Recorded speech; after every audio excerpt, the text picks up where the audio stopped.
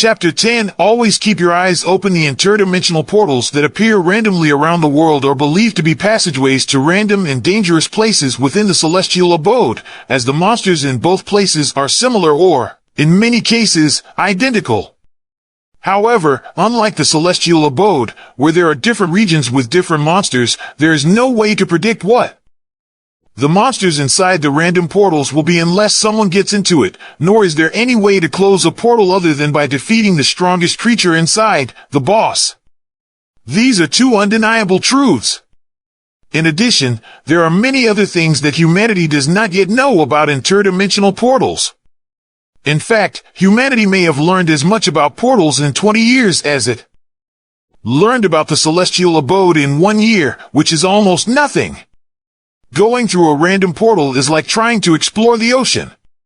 While some days the journey can easily be fascinating, tedious, or even monotonous, on certain occasions things happen that humanity simply cannot explain logically, and these are events that take everyone by surprise, even the most experienced. Awakened. When the awakened group sets out to find the boss's room, they have no idea that they are about to run into something beyond their imagination. Before this inevitable encounter, however, Kaido collected the usual drops from the goblins that his party members were killing. From one item to the next, he curiously analyzed each one of them. Although he couldn't sell any of these, as it would be not the best idea to show items disappearing to the other members, Kaido was still excited as the prices were considerably higher than the rotten stuff in his apartment. Meanwhile, Borja, a young warrior, was looking disdainfully at the remaining of the goblins from the last battle.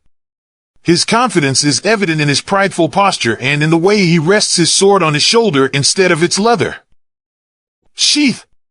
He is one of the most experienced awakens in the group and has a reputation for his fighting skills, but with the anxious young adult heart, he still felt the need to brag and show himself to the female members of the party. These goblins are really weak, Borja says with a tone of disdain in his voice as his eyes scan the hollow landscape around him. It's hardly worth the effort to take them on. Be careful what you say, Borja, said Ayumi, a swordswoman in her 30s. In these places, appearances can be deceiving. Never underestimate what might be lurking.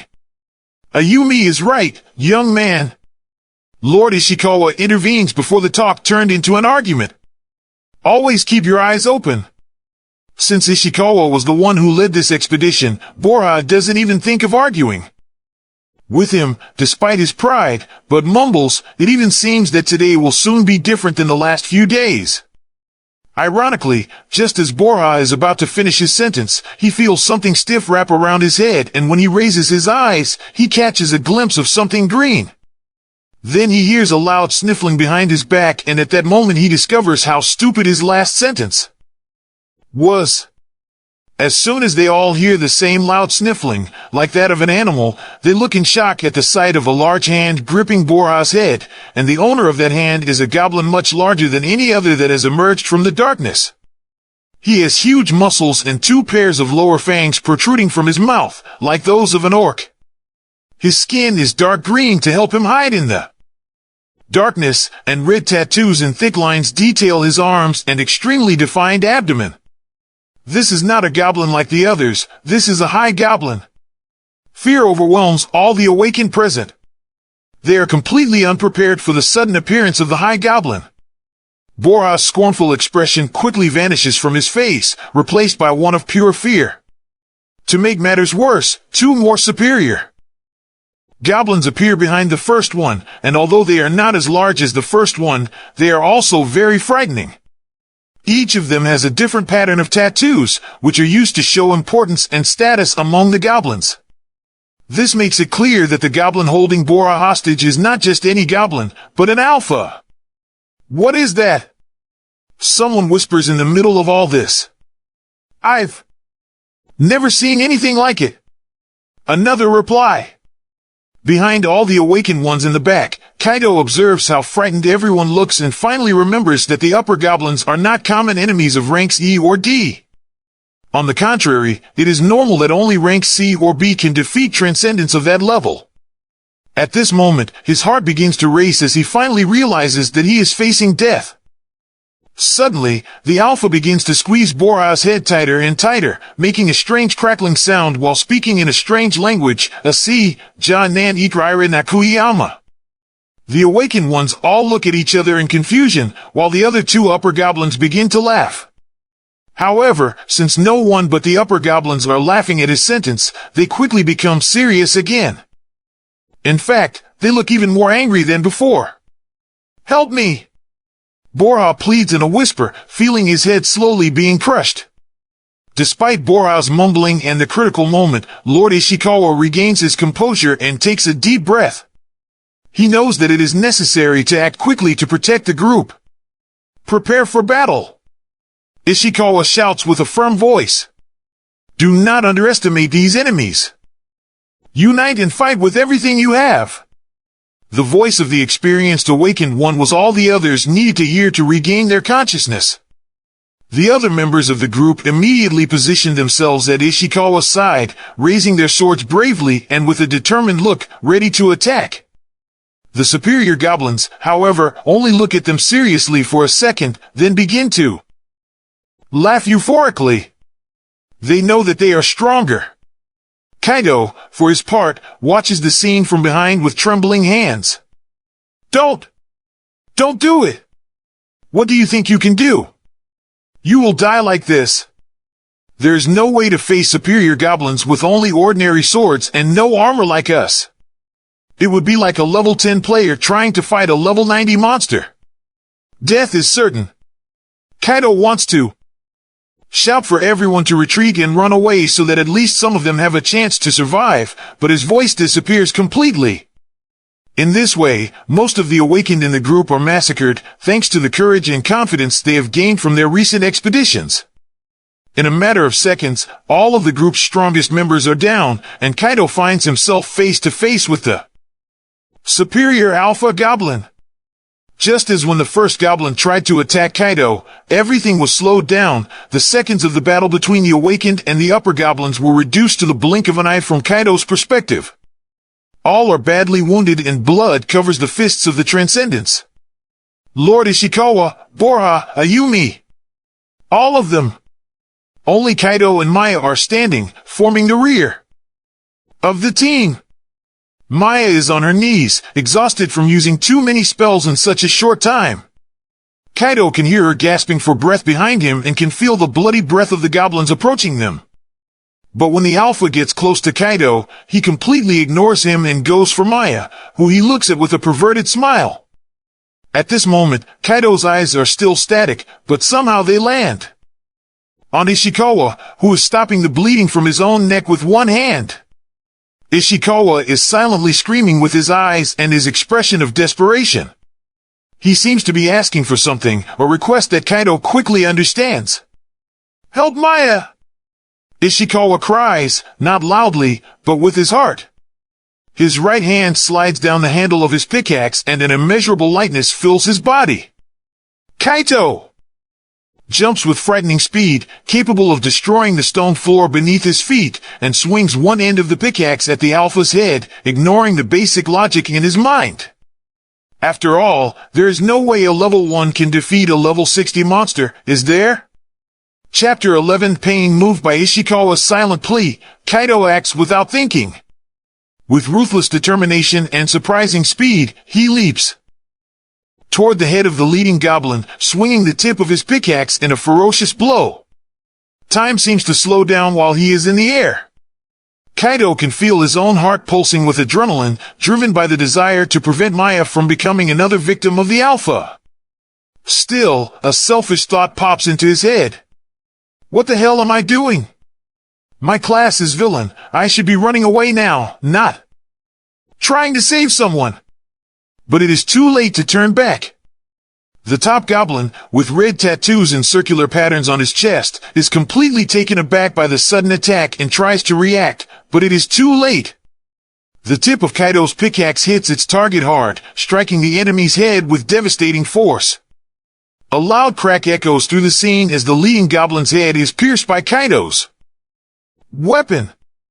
Dark red blood spurts from the wound and the Alpha's body crumples to the ground. The thud of the Alpha's massive body echoes through the scene. The ground shakes and cracks form around the point of impact. Thanks to the adrenaline, Kaido quickly notices the advance of the other two superior goblins. He quickly spins his pickaxe and tries to attack, but the first one of them hits him easily, throwing him back several meters until he collides with a series of pointing rocks. At that moment, Kaido felt his entire body shake from the pain and impact, but he refuses to give up. He stands up, clenching his teeth in pain and his legs shaking. I can't beat them. Of course, you can't. One more blow like that, and I will really die. Kaido thinks and stands upright with the help of the pickaxe. To make matters worse, the Alpha started to get up again at that moment. The blow with the pickaxe was powerful and certainly effective, but not enough to kill such a high-level transcendent. Kaido feels the throbbing pain spreading through all his limbs and his mind threatens to black out, but he resists. Now that he is thinking more logically, his focus is solely on the mission at hand, to survive. Against all odds, Kaido knows that there is no way out of this fight, so if he wants to survive, he must fight. So he pushes himself forward, swinging the pickaxe once more. Now that he is weakened, he must defeat the Alpha Goblin in order to have any chance of emerging victorious. Immediately, the other two upper goblins stand in front of him, forming a wall of protection for their leader. Breaking through such a barrier would be easily comparable to the difficulty of climbing the highest mountain in the world with one's bare hands, something humanly impossible. But Kaido is no longer human. He holds the pickaxe firmly in his right hand and waits until the last second to decide what to do, hoping to react to the goblins' movement faster than they can hurt him. One of the goblins sees Kaido approaching and moves toward him with closed fists. This is the same one that hit Kaido before, so he is confident that he can kill it this time. Kaido watches as the goblin bends his torso forward, his eyes narrowing as he tries to think of a way to get past this monster. If he had the skills he had in Mortal Tower, this would be like taking candy from a child, but he doesn't even have 100 bronze coins to purchase the skill usage guide, so all he has for a weapon is his pickaxe. As the upper goblin strikes in his direction, Kaido ducks as he runs, almost losing his balance, but he narrowly slips under the monster's left fist, which immediately attempts a right jab that Kaido miraculously dodges. However, as he moves to the right, Kaido finds himself facing the second superior goblin, who tries to grab him with his powerful hands. The top goblin's palms close in one swift motion, attempting to crush Kaido as if he were an insignificant insect. Kaido does not want to be caught so easily. With impressive dexterity, he slides between the legs of the second top goblin and slips out of its grasp. He quickly stands up after the slide and assesses the situation. He is now behind the two upper goblins, and his eyes glow with grim determination when he sees that their alpha is still on his knees. He lunges at him, taking advantage of the surprise caused by his skillful dodge. His pickaxe moves in a smooth motion, and he concentrates on using as much power as he has. Veins appear all over Kaido's right arm, and the pickaxe in his hand draws an arc in the air, aiming directly at the skull of the leading upper goblin. With a quick and precise movement, the tip of the pickaxe finds its target, or so Kaido sees. The expected image of the enemy's blood gushing once more is clear in the boy's mind, but it does not come true. Fate plays a cruel trick on Kaido. Before the pickaxe reaches its target, the goblin leader acts with astonishing speed. With overwhelming strength and speed, he grabs Kaido's right arm, preventing the pickaxe from reaching him. A shock of pain shoots through Kaido's body. The Alpha closes the large hand around the boy's right arm and pulls as hard as he can, ripping off Kaido's arm with indescribable force. Kaido lets out an anguished cry as his member is torn from his body. Error! The leader of the upper goblins, enraged, holds Kaido's arm in his powerful hand as he gasps for breath. A sadistic smile forms on his face as he takes advantage of Kaido's agony and desperation. Huff! Huff! Itsuda! The monster mutters. There is no blood gushing from Kaido's wound, and even though he is in unbearable pain for any living being, his instincts drive him to resist. He uses some of his remaining strength to leap to the side and free himself from the enemy's grip. The pain is intense, but Kaido keeps his mind sharp. On the other hand, the Alpha, frustrated by Kaido's brief moment of escape, moves forward with even more ferocity than before, only the monster runs incoherently, slowly, like a stunned animal. Something! I really hope that since I became a vampire, this thing will regenerate! Kaido thinks as he feels the pain of a torn limb quickly fade away. But instead of thinking about that, I have to think about how I'm going to survive this. Kaido looks over his shoulder and sees that the other two upper goblins are also running toward him. Chapter 12 Merchant Stock. After the fierce battle against the superior goblins, Kaido quickly realized that he wouldn't win that fight and quickly started to run away. After all, he cannot deal with 3 of these monsters at the same time. However, the 3 enemies didn't give up and continued to run towards him. Strangely, with a mixture of skill and luck, Kaido somehow managed to lose track of the superior goblins in the winding corridors of the dungeon. After looking to the back, he was no longer being chased. He quickly hides behind a rock in a dark corner to think. Of course, such a desperate escape has its price. While he managed to distance himself from the superior goblins, he also managed to distance himself from the group of awakens that were traveling with him. The feeling of failure weighs heavily on his heart, as he looks at both sides trying to gasp for a clue about the other members. I need to think. The highest priority right now is to survive and find a way to heal this thing, he thought, while looking at his torn arm. Hiding in a patch of darkness, Kaido begins to assess his situation, and surprisingly, the merchant's shop appears in front of him. As if this were just a brief pause between stages in a game. This brings a wry smile to Kaido's face. The merchant's shop does indeed offer a remarkable variety of items that can help him. The only problem is that the prices of the items are almost too high. Still, Kaido has a backpack full of items on his back, so he carefully examines some of the options, weighing the pros and cons of each choice. Welcome to the store of the merchant. There are many items for sale. Basic Mana Regeneration Potion, 50 bronze coins. Basic Life Regeneration Potion, 60 bronze coins. Rabbit Meat, 30 bronze coins. Assorted Bulbs, 15 bronze coins. Southern Dagger, 200 bronze coins. Flaming Elven Sword of Gelidus, 200 silver coins. Wind Shadow Armor, 180 silver coins. Ancient Book of Band Spells, 250 silver coins. Starry Night Cape, 110 silver coins. These are just a few of the items available in the merchant's inventory, each with its own unique properties and abilities. Looking to the window, he was secure that the answer to healing his arm was among these items, more specifically in a pool of life or in some ordinary flesh, but he also understands that his current financial situation does not allow him to purchase the items that are not desperately needed. Current amount, 3 bronze coins. I'm not getting really far with only 3 bronze coins.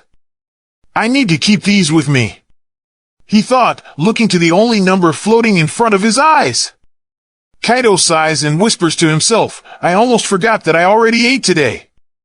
As his torn arm throbs with pain, Kaido realizes that he has to make a quick decision. At that moment, he looks at the backpack full of items in front of him and wonders how much he could get if he were selfish and sold everything. Estimate, he says, extending his left hand toward the bulky backpack. Do you wish to sell the item backpack with miscellaneous items to the merchant? This may yield 300 bronze coins. Only 300 bronze coins? There are treasures in this bag. Kaido asks incredulously.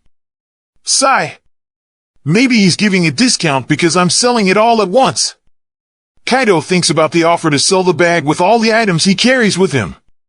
After all, everyone in his group risked their lives to get it. With a resigned sigh, Kaido agrees to the sale. You have received 300 bronze coins. Although he is a bit melancholy about getting rid of all this, he knows that nothing in his backpack could help him survive. At least he has a larger amount now, which might be crucial for him to get out of this random portal alive. Current amount, 303 bronze coins. Kaito examines the available items again, taking everything into consideration, including the urgency of healing his arm. He knows that he can buy 5 simple potions of life and try to heal all 5 members of the Vanguard, but he can also buy several other things, including the tutorial to learn how to use his abilities. This is a difficult decision, almost a dilemma. But Kaito does not want to back out this time. He knows that retreating would be tantamount to defeat, and he feels that if he still chooses to lose with a new body and a number of options at his disposal, he will not be able to change his life and will continue to live miserably forever. So, for the first time in a long time, Kaito decides to make a completely selfish move. Would you like to buy Guide to Skill Usage for 100 bronze coins from the seasonal shop? Kaito doesn't even blink to press yes. You have spent 100 bronze coins. You have received Guide to Skill Usage. Then Kaito's eyes slide to the shop tab on the right, the same tab as the long list of items he looked at earlier. And without much thought, he clicks on the icon of the only weapon he can buy with the little money he got. Would you like to buy a Merchant's Southern Dagger for 200 bronze coins? Kaito's left index finger trembles for a second, but he agrees to the purchase. You have spent 200 bronze coins. You received the Southern Dagger. The total cost was 300 bronze coins. I received the entire amount. It wasn't even enough for a life potion for me. Kaito says a little discouraged, but when he looks down and sees his new items, he smiles happily. The skill usage guide is very similar to the beginner's guide, a small book with a few dozen pages. The Southern Dagger, on the other hand, is simply magnificent. Its curved blade is thin and sharp, glinting in the dim ambient light. The leather-covered hilt provides a firm and comfortable grip. Kaito feels a new sense of determination as he holds the dagger in his left hand. The feel of the dagger's weight in his hand gives him a mixture of power and responsibility, even though he has no ability to use it with his bad hand. The curve of the blade, however, evokes a sense of fluidity and dexterity, while the shine of the metal underscores its potential. It is certainly a good weapon. Chapter 13 Life Drain. Kaito moves silently through the dark corridors of the dungeon, careful with each step. There is a melancholy mood in the air, everything is very quiet. Sometimes, he hears strange sounds that seem to echo from far away, but since he walks carefully, he is sure that he is not being followed. After his escape from the battle with the higher goblins, he noticed that the small goblins scattered throughout the area are more alert, as if they have been alarmed by his presence. These little fuckers are smarter than I thought. They were now patrolling cautiously, scanning every corridor in search of the intruder. But somehow, Kaito manages to stay hidden and avoids fighting them. I should go back and see if anyone is still alive who can help me defeat the superior goblins. Besides, it's been over 30 minutes since we entered the portal. We're running out of time. Kaito thinks as he waits for a trio of small goblins to leave the tunnel he is in. As Kaito walks through the dungeon and approaches the spot where the battle took place a few minutes ago, his heartbeats and breathing got faster. There was a mixture of hope and fear. After all, Kaito left everyone behind. He would feel guilty if they were all already dead. Maybe they just run away, he thought while looking in front of him. But when he arrives at the place, he is confronted with a frightening, but also hopeful scene. The bodies of his companions are gone. None of them. Instead, there are only pools of blood and tracks leading forward, a gruesome trail, toward the path the party was following before they started the fight. The sight of blood splattered everywhere makes Kaito shudder. His eyes roam over every inch, trying to find answers as to why the goblins took their bodies. It was not a common habit of the goblins, he knows. On the opposite, the goblins would usually cut them up into several pieces and leave them on display. The air gets heavy and the feeling of uneasiness overcomes him, causing the fake awakened to immediately hide behind some of the cave's pointy rocks. His mind quickly ran through the options. It is not normal for ordinary goblins to work with superior goblins. Normally, they are two different kinds of monsters with different cultures and behaviors.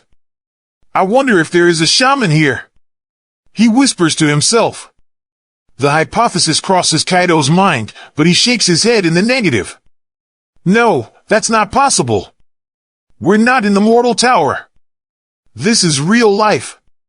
Kaido insists, but suddenly he looks to his left and sees his reflection in a large pool of blood. Seeing the reflection of his face, and the extreme similarity of his current appearance to that of his avatar from Mortal Tower, makes him know that he can no longer ignore the coincidences. First the change of his appearance, then the shop system identical to the one in the game he used to play, and now the goblins and their similarity to the ones in Mortal Tower. There is definitely a connection, if only through the irony of the game's creators. So, yes, there could be a shaman goblin here. That's the only creature that can convince two different types of goblins to work together. Kaido defines and then takes a deep breath. Sheesh! Okay, it looks like the boss here is going to be pretty tough. And if I'm really right, there's a reason why the goblins took all of them. A goblin shaman is an extremely rare type of creature in the Mortal Tower, and Kaido has never heard of one existing in real life in all these years. The shamans of different races use decomposition to extract a kind of mana called world energy, which can only be extracted from other living beings, but they especially prefer humans because they exist in abundance and carry a lot of mana compared to most creatures.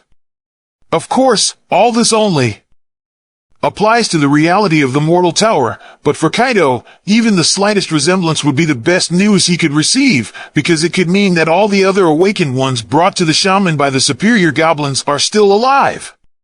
Determined to move on and try to find out where his colleagues have gone, Kaido follows the blood trails with his eyes, thinking that this might be the only clue for him. Then, just as Kaido is about to get up and leave the rock he is hiding behind, he notices movement in the corridor he is about to follow. His body stiffens and he slows down, carefully watching the corridor where the blood trails lead. A small goblin emerges from the darkness. Its bright eyes are alert and it holds a small torch in its right hand. Immediately, Kaido considers his options. He knows that if he confronts the goblin face to face, he might draw more enemies to his position if he yells. Kaido must do this quietly, but how? This might be a good time to finally use this thing. Kaido thinks. A few minutes ago, after getting the items from the merchant shop, Kaido also took a few seconds to look up his skills in the skill usage guide. Since he is level 1, he only has 2 skills. However, none of them look like the ones he had in Mortal Tower. His main skill seems to be called Evil Point Manipulation, and the second one is called Life Drain. Despite his best efforts, Kaido didn't have time to read all about his main skill since time was against him, but the second one was simpler, so it was easier to use at a time like this. I can do this. How should I do it? Oh, right, take a deep breath and smell the blood. Well, that won't be too hard here. Kaido concludes, looking at the puddle of blood that almost touches his left foot. Then Kaido draws in the air with his nostrils, and at that moment, his pupils change color. From a beautiful emerald green, his pupils turn an intense shade of red. At the same time, the 4 fangs in his mouth grow exponentially. Kaido also feels that everything around him becomes more sensitive, such as smells, sounds, and even his vision. He can hear every movement of the goblin near him in detail. In addition, Kaido sees everything around him in variations of the red color spectrum, and for some reason this almost makes him laugh, but he restrains himself and jumps from behind the stone he was standing on, running towards the little goblin, who doesn't even have time to react, because Kaido surprises him from behind and cuts his neck, but not with a dagger, but with his mouth. The goblin makes a muffled sound of surprise and pain as Kaido pins him down with his sharp fangs. The force of the bite combined with the speed of the attack is overwhelming. Kaido squeezes hard, using his strength to choke the creature with his own blood. The goblin struggles desperately to free itself from the awakened's grasp. Its glowing eyes fill with fear as its weak hands flail desperately at Kaido's face, but its attempts are in vain. The goblin's strength begins to fade, and its stamina quickly dwindles. The goblin's life energy flows into Kaido, nourishing and strengthening him. He feels a comforting warmth coursing through his body, and the goblin grows weaker and weaker. When the goblin finally falls to the ground, completely exhausted, Kaido releases the inert body and takes a few steps back, returning to his normal state. His fangs return to their original size and his pupils turn emerald green. You have restored 300 health to the common goblin. You have killed a common goblin. You have gained plus 200 XP. Kaido looks at the defeated goblin on the ground, breathing heavily, and cannot believe that he was the one who killed this creature. Chapter 14 Blood on Hands. As Kaido watches the goblin's corpse lying on the ground and listens to his own gasping for breath, a whirlwind of thoughts and worry swirl in his mind. Is it dead? He thought, with his eyes focused on the blood on his hands and the corpse at his feet. The goblin's vivid and strong, fierce gaze was gone, giving way to a blank expression. I really killed that thing, he said aloud, barely believing it. But all these sudden thoughts are also suddenly interrupted by an agonizing pain Kaido feels in his right shoulder. This pain is different from when he lost his arm. His skin was not rearing, it was like his shoulder was being pulled and twisted. So when Kaido looks at his right arm while feeling this pain that almost makes him howl again, he sees his limb regenerate quickly after a short and quick burst of blood splashing across the floor and ceiling. Kaido sees his right arm complete again, with fingers, fingernails, and even the same wrinkles in the joints. Looking to the blood, his mind was stunned by the pain and his regeneration. Without understanding what was happening, he raised his eyebrows and automatically tried to move his arm, succeeding with normality, moving each of his fingers and closing his right hand without any problems. Unconsciously, Kaido almost laughs and pauses with a smile on his face, still confused. Life restoration really works, Kaido says, and opens his status window with just that thought, as is usual for any web link. When the status window opens in front of him, Kaido sees that his life points have returned to 100. So the points that appear here actually represent my physical condition. He mumbles and puts a hand to his chin. His eyes land on the bottom of the status window, which shows his remaining skill points, the points he has left to distribute among his attributes. He has 3 skill points to use, the reward for his daily mission to feed himself. So, his hand shaking with excitement, Kaido clicks on the plus symbol next to the intelligence attribute and increases it from 10 to 13, spending his only 3 points. He knows that he cannot physically defeat a shaman goblin yet, but he has to try. Even if he had 13 speed, 13 strength, or 13 endurance, none of those would be enough, so increasing his standard intelligence might be the only plausible option, because then he might notice something he wouldn't normally notice, or come up with some great idea. So with a spark of hope, Kaido begins to follow the trail of blood down the corridor where the patrolling goblin came from.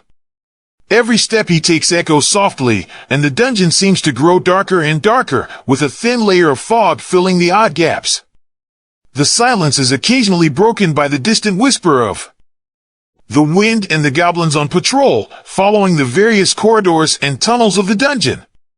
During one of these chance encounters, Kaido decides to test the potential of the southern dagger and slowly approaches a goblin from behind. However, Kaido has little or no experience in sneak attacks, so when he is only a few centimeters away from the goblin, the small creature's pointed ears move, picking up a new sound, and it suddenly turns around. Immediately, the goblin prepares to let out a scream of territorial rage, both to alert all the other goblins in the area and to intimidate his enemy, but Kaido acts quickly and without a second thought, slashes with the dagger, hitting the monster right in the throat. Thus, instead of the goblin's agonizing scream, only the sound of it choking on blood is heard. Kaido doesn't hear the goblin's death warning in his ears, so he jumps at it, dagger in hand. After several blows to the goblin's chest, causing the creature to spit blood, Kaido finally hears the long-awaited message. You have killed a normal goblin. You have gained plus 200 XP. Kaido slowly stands up and looks at the monster's corpse. This thing doesn't die easily either. He thinks, you have gained one evil for lack of mercy. Kaido looks in surprise at the strange new window that has appeared before him. This must be a warning for my main skill, but what is this, lack of mercy? Wondering, Kaido realizes in a few moments that instead of hitting the goblin with more than one of a dozen blows to the chest, he could have just hit the head or waited for it to die. After the throat cut. In any case, the mistake was gone, or rather, maybe it wasn't a mistake at all. After all, he earned a point for evil. A few minutes ago, after getting the items he needed from selling the bag full of items, Kaido took some time to learn a bit about his skills. Sitting on the rocky floor of the dungeon, he opened the small book he had in his hand, and immediately a loud voice rang out. As you saw in the manual. Kaido immediately closed the book, for the sound of the voice it produced echoed throughout the chamber he was in. He looked to the sides and stood in silence for some time to make sure that nothing and no one heard him. Finally, after a few seconds, he decided to open the book again, but this time he opened it quietly and left it open just a little, which was enough to hear the narrator's low voice, almost like a whisper. For beginners. Each awakened has unique abilities. By the way, Kaido, your main skill is called Evil Point Manipulation. Evil Point Manipulation? That's strange. I've never heard of such an ability before. Shut up and listen to me. The book said and then continued normally. The Evil Point Manipulation skill is the main skill of your class, villain, and it cannot be developed by training, constancy of use, or any other means.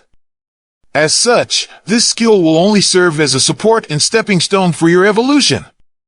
When you commit evil deeds, you will receive evil points, which are obviously different from the attribute points you receive for completing quests, leveling up, and so on. Evil points are points you use to copy and create abilities. For a villain, becoming powerful is not a matter of fate or an option, but an obligation. Chapter 15 Skill Points. For a villain, becoming powerful is not a fate or an option, but a duty. Kaido thinks about this sentence from the moment he hears the voice of the skill use guide utter it. And when he kills the second goblin, he finally understands it. This sentence is absolutely correct, and Kaido knows that because he has the villain class, he has no choice but to become better and stronger than everyone else, or one day the hero will surely kill him. Besides, now that Kaido has the opportunity to almost live a new life, dying is the last thing he wants. As he makes his way through the dungeon, the claustrophobic atmosphere becomes more and more suffocating and his heart begins to beat faster. This is how he knows that danger is near. This is a feeling of almost agonizing fear, and a chill that he feels grows more and more intense. And when he finally comes to the entrance of a corridor that is completely different from the others, covered with bricks, he knows that he is coming to the right place. The blood trails have brought him to this place, so there is no doubt that his group mates have been brought here. Kaido's heart was already racing, but it quickened even more when he noticed the figure of an upper goblin near the entrance to this corridor. Immediately, Kaido hides behind one of the pillars right behind it. Cold sweat runs down his forehead as he spies this transcendent, but it does not move like the other smaller, patrolling goblins. On the contrary, this superior goblin is standing still, guarding this entrance. This must be the path that leads to the shaman goblin. If I want to get into the hall, I'll have to get past this guy, and I'll have to do it quietly so as not to attract more enemies. Trying to keep his breathing in control and with tense muscles, Kaido thinks about what he can do. He knows that his fate depends on his skills and especially on his courage. There are few options left, but as a vampire, he can afford to risk a little more than a normal human. The big problem is that Kaido has to shoot down the enemy without them screaming for help, and that is a huge obstacle. So, knowing how to deal with the situation, an idea comes to him. looking around for a rock that is big enough to make a considerable noise, but not so big that it won't make a bang. Fortunately, he finds one easily under his left foot, so he slowly bends down and carefully holds it. It is perfect. The next step is to analyze his surroundings to find a strategic point from which to throw it. His goal is to make a noise loud enough to attract the attention of the upper goblin, distract it from its current position, and draw it closer. Kaido then throws the stone in the opposite direction from his position in the corridor, causing it to hit a wall some distance away with a distinctive sound. The goblin turns his head, alarmed by the sound, and begins to approach where the sound came from to see what or who it is. Even though he is sure it is just an ordinary, small, stupid, insignificant goblin, he needs to be sure. Taking advantage of the distraction as the top goblin passes by his side, Kaido moves quickly through the shadows. As he learned from his last attempt at stealth slaughter, this time he moves quickly and with double caution. His sharp fangs ready for action, he leaps onto the upper goblin's back, wraps his arms around him, and seals his lips around his enemy's neck. Confused, the top goblin instinctively tries to pull back the one grabbing him, and when he feels the bite, he screams. But his voice does not come out. As warned, Kaido is someone who learns from his mistakes as well as his successes. When he jumped up and grabbed the top goblin from behind, he made sure to cut its throat and thus its vocal cords. The attack was perfect, and it doesn't take long for the goblin's life force to slowly drain away while the vampire remains hidden from the eyes of the one he is killing. The goblin struggles for a moment but soon succumbs to the weakness caused by the vampire's attack. His body falls limply to the ground. You have killed a superior goblin. You have gained plus 1000 XP. You have leveled up. You gain skill points, plus 10. Kaido would like to have time to be surprised that he has finally gained a level, but just as he jumps off the upper goblin's back and hears the thud of the corpse falling to the ground, he also hears the sound of a heavy stomp on the door of the brick hallway. Kaido's head slowly turns to the right and he sees an upper goblin coming out of the passageway ahead of him. The goblin is scratching its belly awkwardly. Yaw! The Transcendent yawns loudly and then looks at Kaido. For the first few moments, the second upper goblin looks confused, a little sleepy to say the least. Finally, he looks at his brother lying on the ground, dead, and then his eyes fall on Kaido's fangs, dripping blood. It takes him a few more moments to process the situation with his pea-brain, and Kaido doesn't react either, because he doesn't know what mistake he made. I did everything right. I acted cautiously and shot the goblin perfectly. So where did this other goblin come from? Kaido thinks as he watches the new enemy's expression change. The answer to the questions going through Kaido's mind at that moment is simple. He just wasn't lucky enough. Quick! I have to act quickly. I can't just stand here, Kaido shouts to himself. Kaido's fingers move quickly. Not to wield his dagger, but to quickly use the skill points he gained a few seconds ago. He knows that he cannot afford to wait to use them later. After all, there might not be an after if he has to face a superior goblin. Unfortunately, Kaido doesn't have much time to think about how to distribute the points this time. Then the superior goblin starts running towards him, gnashing its teeth in anger. The creature reaches Kaido in the blink of an eye and tries to grab him. This causes the boy to have flashbacks of when he lost his arm. So he dodges it without hesitation and throws his body backwards with one hand in a not very elegant somersault. Still, he falls upside down, hitting his back on the same pillar he was hiding on, and manages to escape the onslaught of the Transcendent. Then, at that moment, the following conclusion crosses his mind: my body is much, much lighter. Chapter 16 Superior Goblin. In the midst of his desperation, Kaido's hands quickly slid down his attribute window, and in a single second, he clicked as fast as he could to spend all 10 points he received for a random attribute, thus increasing it. He didn't have time to choose or think about it. And theoretically, there wasn't a bad option. Everything would help him against the superior goblin. And it didn't take more than a few moments for Kaido to notice the difference in his physical abilities. My body is much lighter. he thought as he stands on his head and gets up with an agile twist of his body. The hood of his jacket covers his head during this movement and Kaido smiles. Involuntarily, his eyes turn to the left for a second and he sees that he has increased his agility attribute from 10 to 20 points. That explains a lot. Oops, he says, seeing a punch coming toward his face. Now that I've been given a second chance, I'm definitely not going to die. With the sudden improvement in his agility, Kaido reacts surprisingly quickly to the upper goblin's blow. He spins the southern dagger in his right hand as he leaps over the enemy, leaving him momentarily disoriented. Seizing the advantage, Kaido delivers a mid-air blow to the back of the upper goblin's head. The southern dagger slices through the air with a faint sound, and suddenly blood spurts from the cut. The upper goblin quickly puts his hand to the back of his head, feeling the shallow blow and grunting slightly in pain. Kaido raises his eyebrows in surprise, then closes his eyes. I just developed my agility, so as I imagined, my strength remains the same. He's still stronger and tougher than me, he thinks.